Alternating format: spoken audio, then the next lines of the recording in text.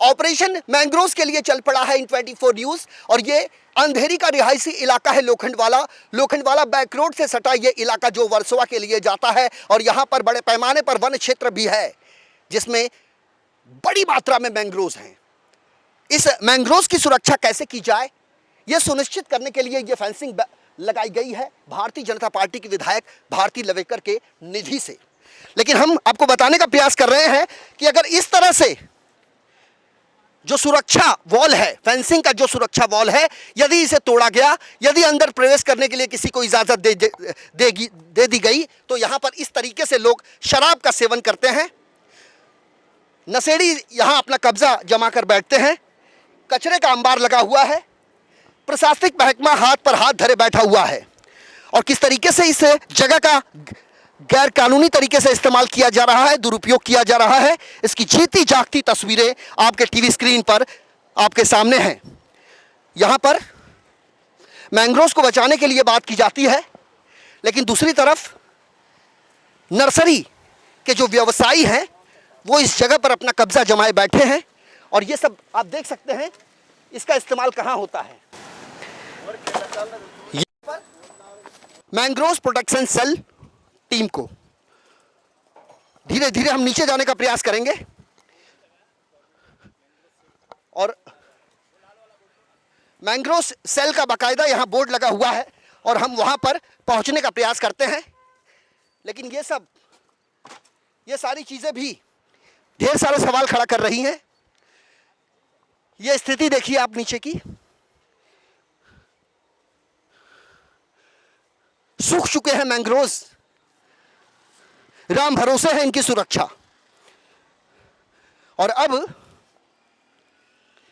ये बोर्ड माननीय उच्च न्यायालय मुंबई यांचे आदेशानुसार खारफुटीचे क्षेत्र संरक्षित वन म्हणून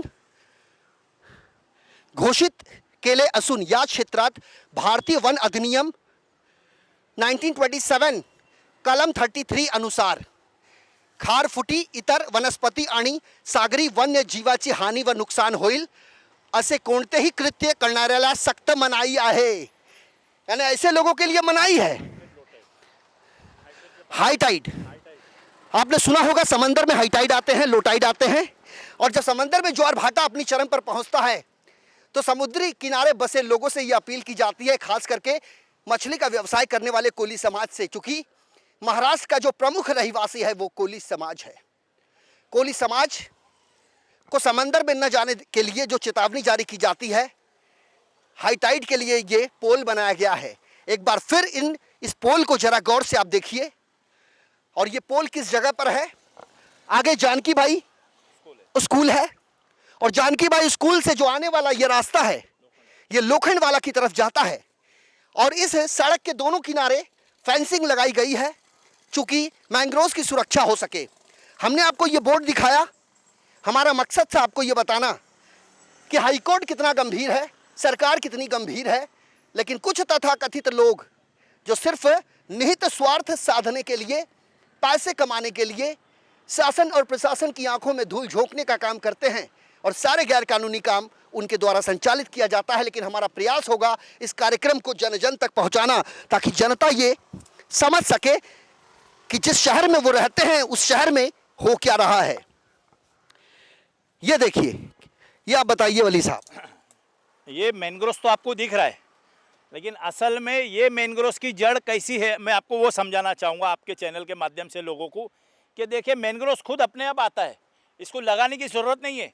ये मैंग्रोव्स जितना आपको ऊपर दिखता है इसकी जड़ जमीन के अंदर 30 फुट जाती है, 30 फीट। और ये मकड़ी का जाला जैसा रहता है ना, ऐसा ये पूरा जमीन के अंदर से अपने आप आता है। देखिए बहुत सारे जगह पे आपको दिखोगे, कैमरामैन को मैं बोलूँगा कि सर थोड़ा सा आप इधर आइए और मैं आपको बताने की कोशिश करूँगा कि देखो अभी नवे झाड़ कैसे उसमें मैंग्रोव्स में आ रहे हैं।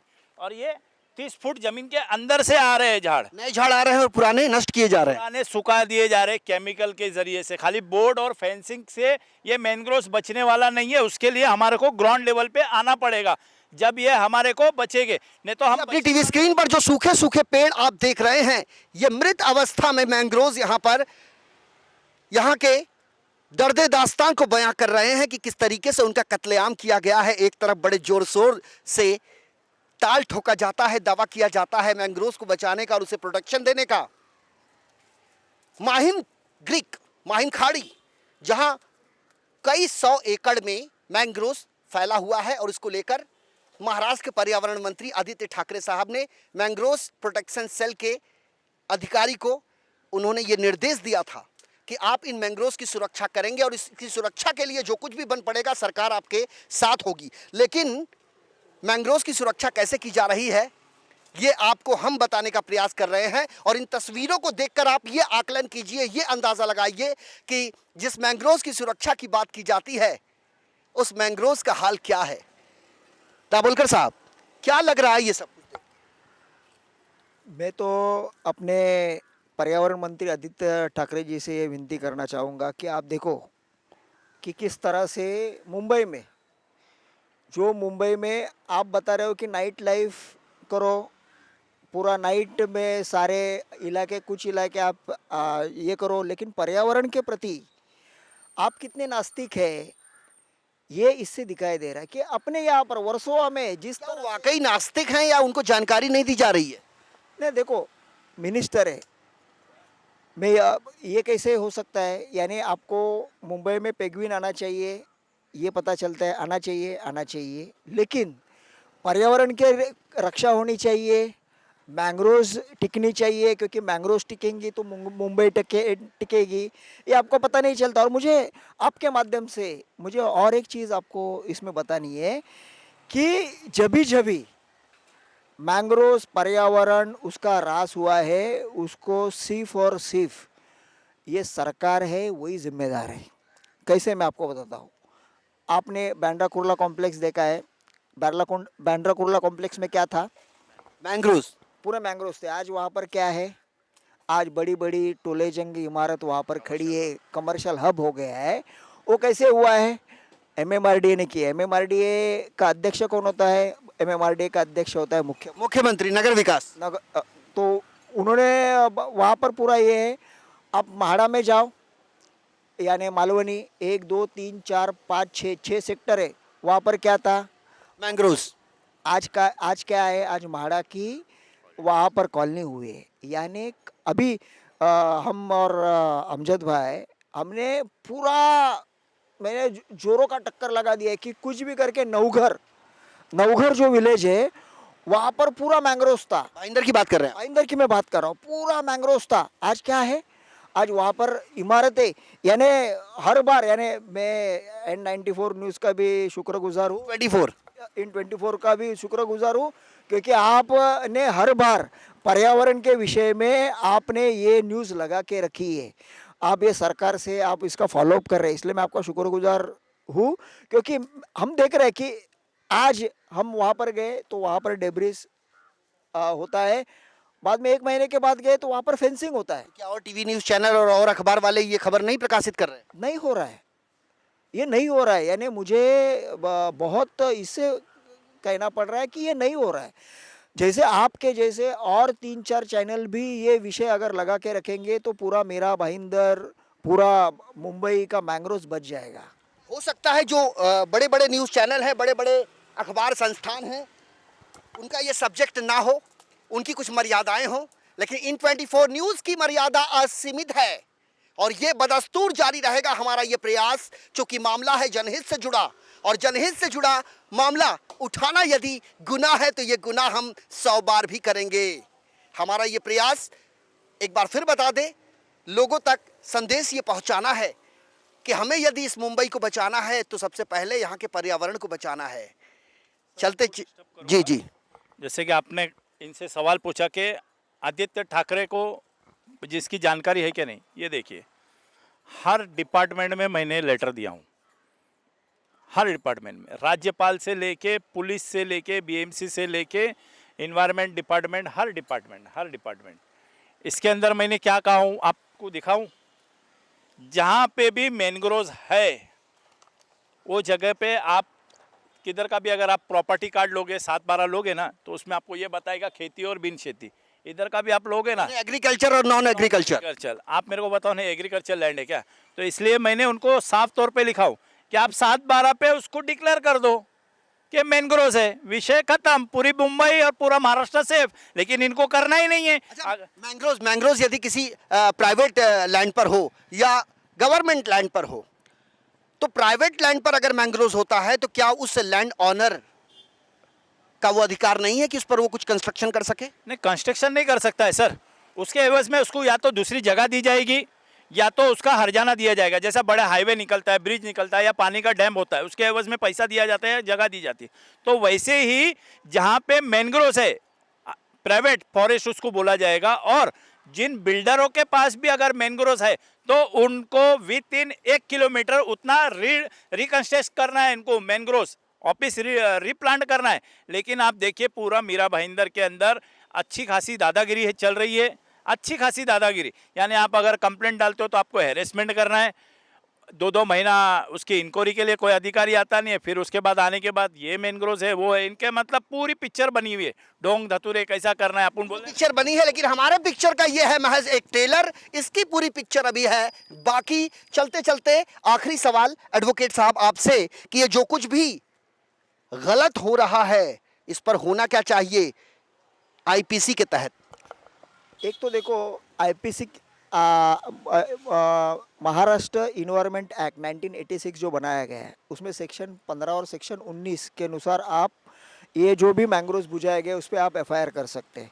अगर एफआईआर करने के बाद भी वहाँ पर कंस्ट्रक्शन किया तो कंस्ट्रक्शन के 10% उससे आप जुर्माना ये ले सकते हैं, ऐसा कायदे में प्रोविज़न है, वो करना चाहिए। लेकिन ये करने का मानस ये महाराष्ट्र शासन का होना चाहिए। 125 एफआईआर मैं तो बोलता हूँ आप, हाँ ये 125 एफआईआर का मुझे बताना है। 125 एफआईआर में 102 एफआईआर में सी समरी फाइल हुआ। सी समरी का मतलब क्या है मालूम है? Matter cause, matter close. और हमने गलती से एफआईआर किया, ये कौन कह रहा है? पुलिस कह रहे। यानी एफआईआर करते समय प्रॉपर आपको एविडेंस कैसे तैयार करना है उसके बारे में इनको जानकारी ही नहीं है, इसलिए वो प्रॉपर एफआईआर नहीं कर पा रहे, बिफोर आफ्टर फोटोज नहीं दे पा रहे। आप परिस्थिति जन्य पुरावा की बात कर रहे हो? परिस्थिति जनता पुरावा के ही नहीं कर रहे। आपको 7/12 प्रॉपर्टी कार्ड, तहसीलदार का स्टेटमेंट, वहाँ के तलाटी का स्टेटमेंट। क्या ये माना जाए कि पुलिस स्टेशन में बैठा जांच अधिकारी उसके पास जानकारी का अभाव है? जानकारी का अभाव है या अभाव में ये रहना चाहते हैं? तो क्या कमिश्नर साहब की ये जिम्मेदारी नहीं बनती है कि अपने अधिकारियों को और पुलिस स्टेशन के सीनियर पुलिस इंस्पेक्टरों को इस तरह की चीज़ों की वो जानकारी दें? मैं आपको और एक इसमें बताना चाहता हूँ। हम मैंग्रोव सेल के जो मुखिया है उनको हम मिलने गए थे थाना में, उनके पास ये पूरा क्षेत्र आता है।